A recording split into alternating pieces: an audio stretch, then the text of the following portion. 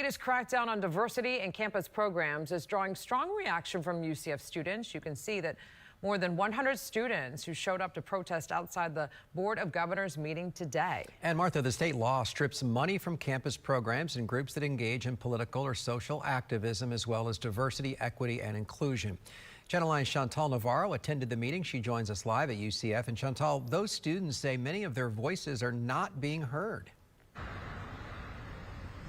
Yeah, so many people showed up to say that exact message that the board didn't have enough time for all of them.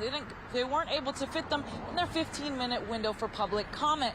Now, those who did voice those concerns, and they also voiced frustrations, they said the Board of Governors' minds were already made up. It's been moved and properly second. All in favor say aye. Aye. Aye. Opposed, like sign. Nay. Motion carries. The Board of Governors met today to finalize a new rule to eliminate university organizations from receiving any state or federal funds if that group is tied to diversity, equity, and inclusion, or promotes or engages in political or social activism. That's every topic. Former lawmaker and current Democratic Senate candidate Carlos Guillermo Smith calls the wording vague, saying it puts many clubs at risk. We've asked UCF how many groups would be impacted, but so far, the school has not said. A college should be a space in which people are allowed to organize, to gain access to all sorts of different ideas that they wouldn't be exposed to.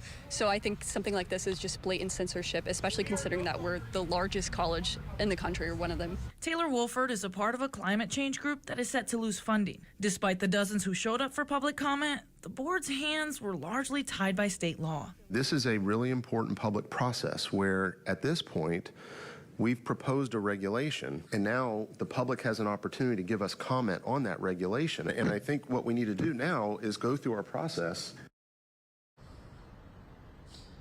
And another thing that the board did vote in favor of is dropping sociology as a general education course in all Florida universities. But it is important to note that this was all public notices of intent. So it's all going to become official at their next meeting.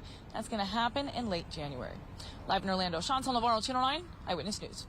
Also today, the Florida Board of Education approving new rules limiting restroom use for transgender students and staff at the state's 12 public universities.